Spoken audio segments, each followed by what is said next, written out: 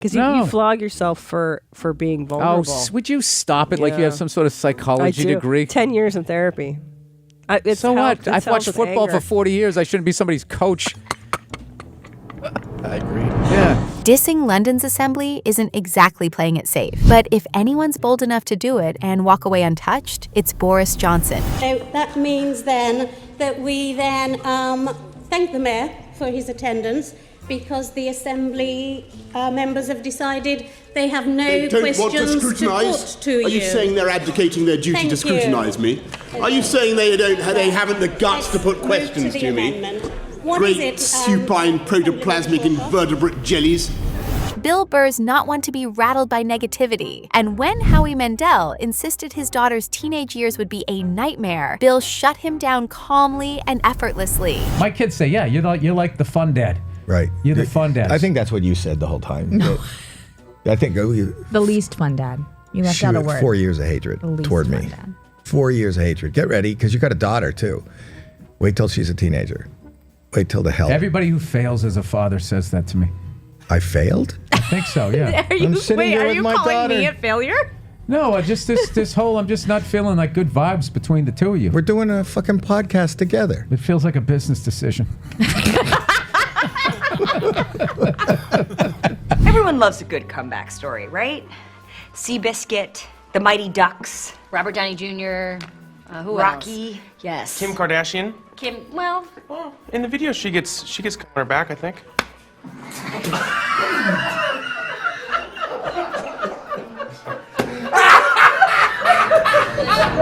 You don't usually expect actors to have a science background. So when a reporter assumed the Big Bang Theory's Mayim Bialik was just acting smart, he walked right into a painfully awkward surprise. So being on the Big Bang Theory, how many people, not that you aren't a genius, but how many people think that you can solve calculus at the drop of a hat? I actually was trained in calculus for several years. Yeah, I'm a neuroscientist, so you may not have known that. And England skipper Andrew Strauss arrived in London, proudly showing off the little urn. They'll spend 4 days at home before flying out for the World Cup. And Belinda, I just can't understand how something so small can be so impressive. Well, Mark, you would know about that. Thank you very much. Weather's next with Jane Riley, but first, here's George Negus. Most X Factor contestants take the judges' critiques and keep it moving. But this guy showed up ready with comebacks of his own. No, I worked too hard. I worked way too friggin' hard for this. A lot of people work really, really hard for their dreams, but it's not meant for everybody. That's why you use auto-tune and I don't. Actually... There's a reason that women live longer, Mark. Let me tell you. It is because we are stronger and we are happier at the end of the day. So you're the same one. You're the same one who bragged that she's so strong and so tough and doesn't need a man's money. Yet you're taking alimony. I have 3 children. A show that blew up in the late 90s and early 2000s was Judge Judy. Most defendants played it safe to avoid trouble, but one guy took the stand and completely flipped the script. With how many different women do you have these 10 children? I'll give you a second, just a second. I don't want you to make a mistake. I'll let you think about it for a second. About 4 of them, including your daughter. What are you talking about? It was just a joke, man. Because I grew up in Albuquerque, what was there any cool places, anything that you liked being there? Like, how was it? Because it's my hometown. So I want to know, how'd you like it? Well, did you have fun there? Yeah, I'd go and visit your mother once in a while. Fun fact, Conan O'Brien studied literature in college. Turns out Jennifer Garner didn't know that, and she found out the hard way. But there's a time when you snuck into the room to see what the... I sneaked into the room. Snuck isn't a word, Conan, and you went to Harvard and you should know that. A few moments later. I keep a dictionary down here and I just found it. Just want to look at... Oh, what the hell? Look right here. Snuck, past and past part of sneak.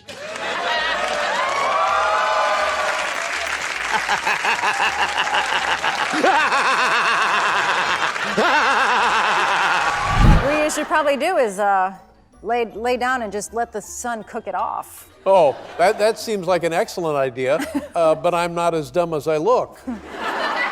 How could you be? Is Kumail Nanjiani's multiple colors? Yes. Every shade of your mom's lipstick. We all know that Jay Leno's got a pretty one-of-a-kind look, and Louis C.K., being both a friend and a comedian, didn't hesitate to point that out. By the way, I hope I can say this without insulting you. Yes. You're the weirdest looking person on the planet Earth. Thank you. That's like nobody. Thank you. That doesn't insult me at all. That's very kind. I don't mean that as a negative. No, not at all. It's just nobody. I can't describe It's just the fact that I have a full head of hair. That's what's telling you. Well, sure.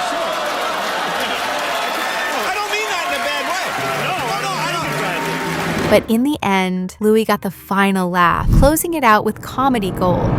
Jay, if you weren't famous and you robbed a bank and the dude was describing you to like a police sketch artist, he'd be like, no, seriously, what did he look like? Nobody looks like this. Into tweed, globes. He loves globes. Spinning them, maps. the way they feel. Love maps. I love globes, actually. Yeah. I do. Because you can never remember where all the countries are, so it's always fun to discover a new one. Yeah. You're like, I didn't know Nicaragua was right next to Costa Rica. Have you guys ever heard of Nicaragua? Yeah, because we schooled in England, so. Most people know Stephen Hawking as a genius physicist who explored black holes, but surprisingly, he had a sharp sense of humor to match his intellect. You've stated that you believe there could be an infinite number of parallel universes. Does that mean that there is a universe out there where I am smarter than you? Yes, and also a universe where you're funny. Okay, all right. When actor Jesse Eisenberg sat down with an overly clingy reporter, throwing out weird off-the-wall questions, he handled it with the perfect mix of sarcasm and composure. Can I just have you say my name into the camera? Romina? Just the word Romina? Well, my name, not a word. And what's going to happen to it? We'll skip it. I'll do the thing. We'll skip it. But I just wanted to know, like what to give it. Like if we just broke up. I probably wouldn't say anything then. You're trying to find me in a crowded place. Oh, okay. Romina. That's it? I would never hear you. The thing is, I actually didn't want to find you. I was actually hoping to stay alone. Such a jerk. There's this movie coming out. Yes. Title undetermined at this point. Chairman of the board. Oh, all right. Do something with that, you freak. I bet the board is spelled B-O-R-E-D. When Adam Bant was faced with a reporter asking disingenuous questions, he had the perfect response to shut him down. You said in the speech that wages growth wasn't going particularly well. What's the current WPI? Well, Google it, mate. I mean, politics should be about reaching for the stars and offering a better society. And instead, there's these questions that are asked about, can you tell us this particular stat or can you tell us that particular stat? And those questions are designed to show that politicians are somehow out of touch. So old, I had to Google the Fresh Prince of Bel-Air. I didn't know what it was. I hadn't even heard of it. The only reason that you're saying that is because you know I slept with your mother. Lloyd Benson came from what many called the greatest generation, where pulling punches just wasn't in the playbook. Here's a perfect example of that in action. I have as much experience in the Congress as Jack Kennedy did when he sought the presidency. Senator, I served with Jack Kennedy. I knew Jack Kennedy. Jack Kennedy was a friend of mine. Senator, you're no Jack Kennedy. That was really uncalled for, Senator.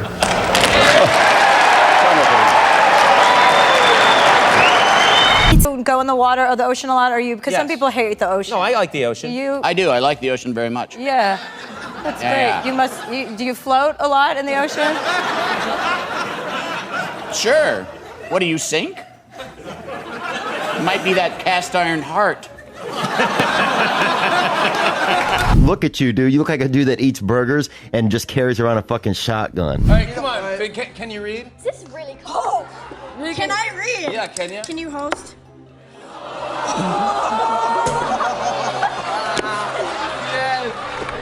After Roy Moore won a Senate seat in 2017, his spokesman went on CNN, only to get floored by a single comeback question from the reporter. When you are before I had to do it. I'm an elected official, 3 terms. I had to swear on a Bible.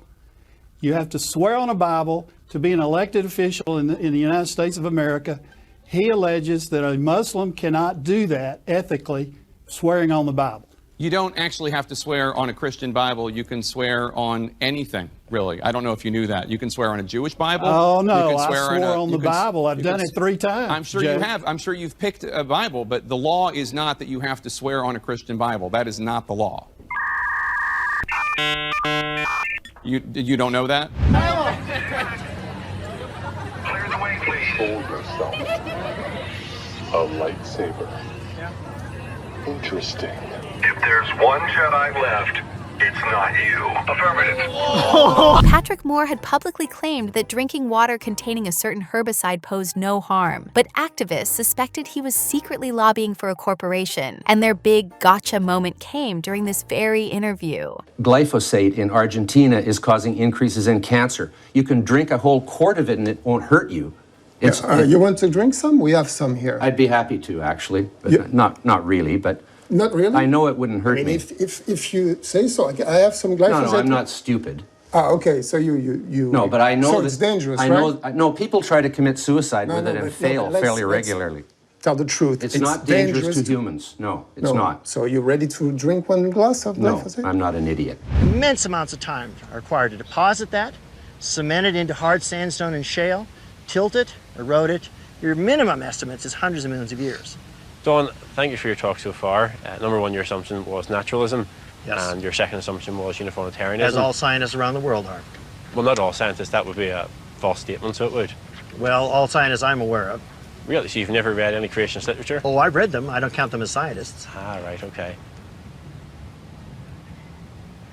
Most people show up to protests without ever checking the actual stats. Why are you guys protesting today?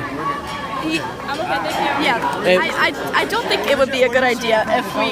Why are you guys protesting? Just to be a part of the cause. And what's the cause? Yeah, I'm not the right person to talk to either. And it's always entertaining when someone drops the data right in the middle of their argument. People and more crime is committed and more people are killed with hammers every year than guns.